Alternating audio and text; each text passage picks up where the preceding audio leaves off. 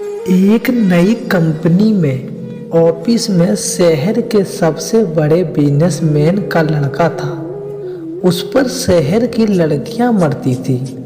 Look में वह किसी राजकुमार या हीरो से कम नहीं है।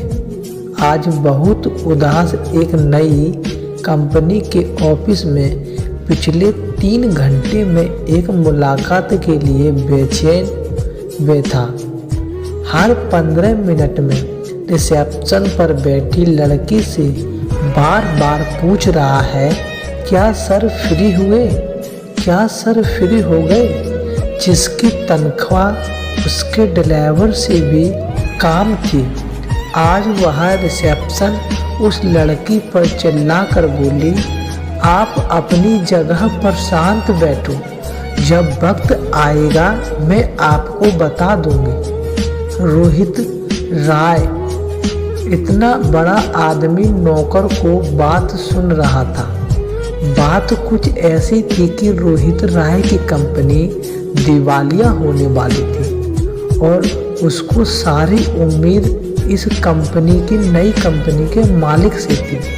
शायद यह कंपनी का मालिक उसको दिवालिया होने से बचा ले। 10 साल बाद मुलाकात 3-4 घंटे इंतजार के बाद रिसेप्शन उससे बोलती है, अब आप मैडम के केबिन में जा सकते हैं। बॉस तक जाने से पहले रोहित को यह तो पता चल गया कि इस कंपनी का बॉस कोई लड़का नहीं बल्कि लड़की है। केबिन में पहुंचकर रोहित जब बॉस को देखता है तो दंग रह जाता है और कहता है, तुम और इस कंपनी की बॉस हो? या हो ही नहीं सकता। जाओ जाकर बॉस को बुलाओ। क्यों, मैं तुम बॉस नहीं लगती? और अगर ऐसा है तो तुम जा सकते हो। नहीं नहीं, मैं तो बस पूछ रहा था, तुमको मेरी हालत का अंदाजा नहीं है, मैं किस हाल में हूँ। तुम अपनी जबान में मेरा नाम मत लो, मैडम कहो मुझसे, नहीं तो धक्के मारकर ऑफिस से निकाल दूंगी। सॉरी मैम, अब ऐसा गलती नहीं होगी। रोहित ने धीरे आवाज में बोला, मुझे तुम्हारी और तुम्हारी कंपनी की सारी जानकारी है। जाओ अपने बाप से कह दो, तुमको बर्बाद होने से कोई नहीं रोक सकता। जो जब हुआ है मैंने ही किया है। यह बदला है मुझे धोखा देने का। कैसा धोखा? रोहित ने नम आंखों से कहा। तुम भूल गए, तुम और तुम्हारे बाप ने मुझे बैठे कैसे ठोकर मारकर भगाया था। तुम्हारे बाप ने तो मुझे गंदा खून तक कहा था। मेरे पूरे परिवार को आधी रात में घर छोड़कर जाना पड़ा। इतना सब करके तुम भूल गए सब? यह तुम क्या कह रहे हो? मैं तो ऐसा कुछ भी नहीं किया। मैं तो चाहकर भी उस दिन अपना वादा पूरा नहीं कर पाया। बस इतनी सी बात, क्या तुमको नहीं पता क्या हुआ था उस दिन?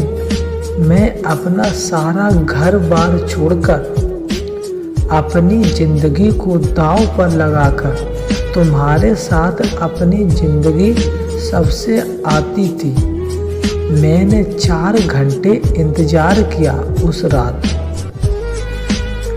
आंधी तूफान भी मुझे तुम्हारे पास आने से नहीं रोक सका। उस तेज बारिश में 4 घंटे खड़े खड़े मैंने अपने अरमानों को जलते देखा।